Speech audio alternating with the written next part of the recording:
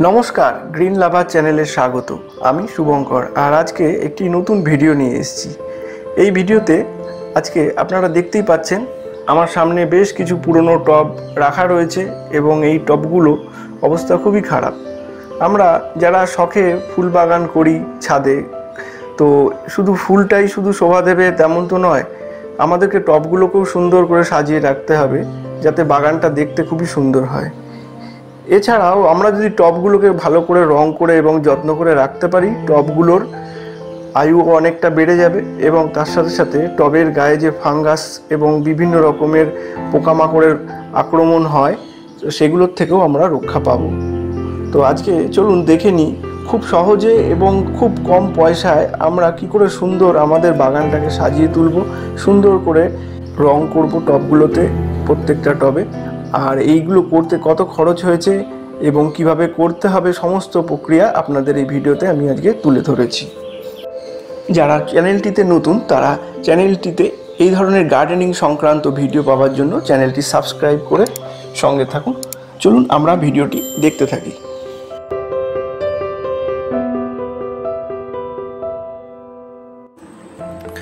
আমরা টবগুলো নিয়ে নিয়েছি আর এই টবগুলোকে কিছুটা পরিষ্কার করে নিতে হবে। দীর্ঘদিন ধরে এই টবগুলোতে গাছ ছিল আর সেই কারণেই টবগুলোর গায়ে কিছুটা শ্যাওলা এবং ময়লা জমে রয়েছে। তো এই টবগুলো আগে আমি কিছুটা রোদে রেখে কিছুটা শুকিয়ে নিয়েছিলাম এবং তারপরে এই ইট ঘষা ব্রাশ দিয়ে ভালো করে ঘষে দিচ্ছি যাতে গায়ে কোনো রকম ময়লা লেগে না থাকে। ময়লা অবস্থাতে রং দিলে পরে কি হবে, রঙগুলো কিন্তু ভালো করে ধরবে না। তো টবগুলোকে আপনারা আগে ভালো করে এইভাবে পরিষ্কার করে নেবেন। বর্ষাকালে যদি আমরা টবগুলো রং করে ফেলতে পারি তাহলে সব থেকে ভালো, কারণ বর্ষাকালে সারাক্ষণ বৃষ্টি হতে থাকবে আর এই টবগুলো ভিজে ভিজে এর শ্যাওলা জমে যাবে। তাই বর্ষাকালের আগেই আপনারা যদি এই কাজটা করে ফেলতে পারেন তাহলে টবগুলোও ভালো থাকে আর ছাদের গাছগুলোকেও খুব সুন্দর দেখতে লাগবে।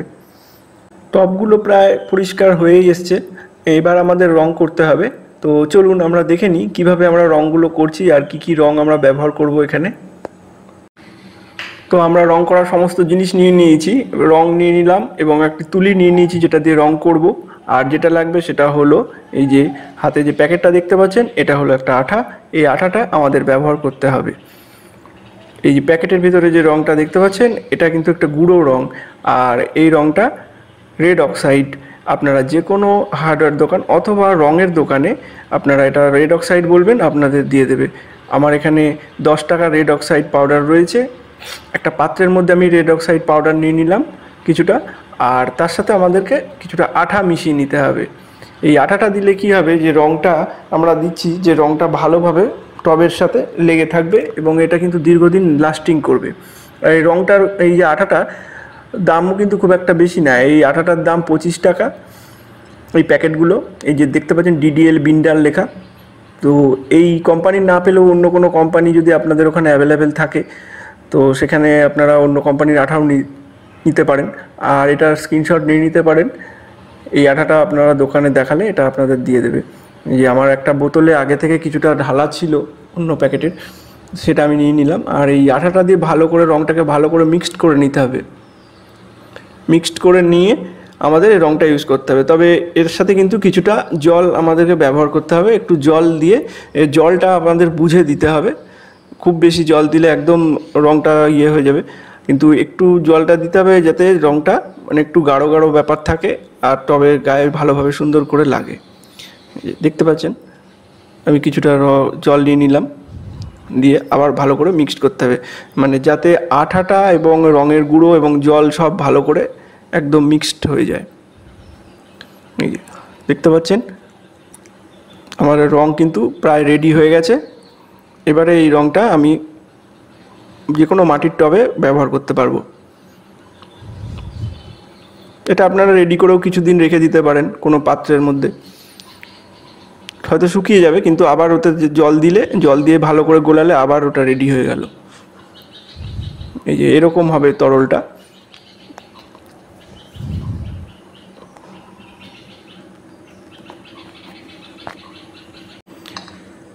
আমাদের রং রেডি হয়ে গেছে, এবার টবে রং করার পালা।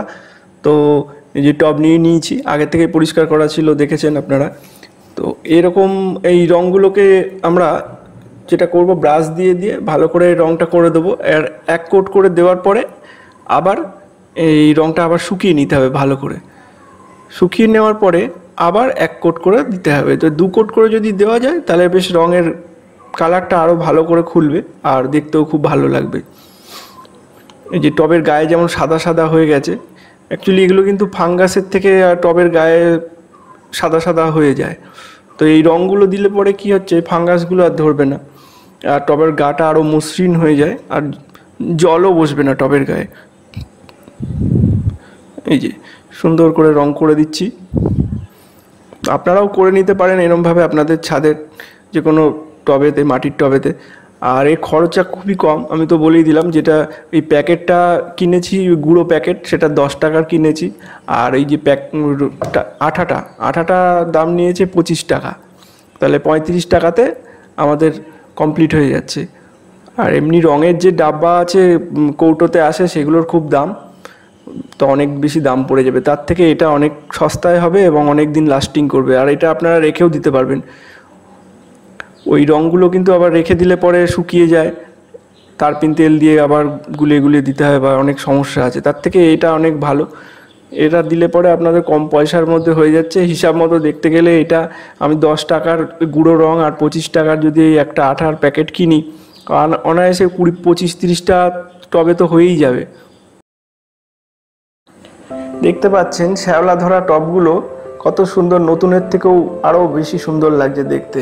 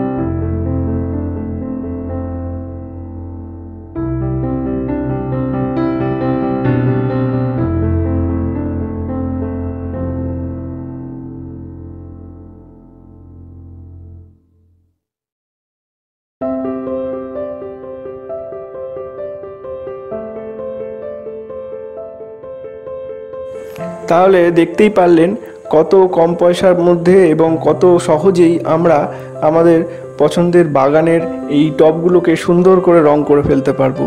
তাহলে দেরি করে লাভ নেই, এই বর্ষা আসছে, তার আগেই আপনারা আপনাদের সমস্ত টবগুলোকে সুন্দর করে রং করে ফেলুন। ভিডিওটা আজকে এখানেই শেষ করছি।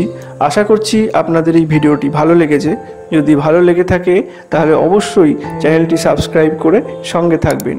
গ্রিন লাভার চ্যানেলের তরফ থেকে আপনাদের অসংখ্য ধন্যবাদ।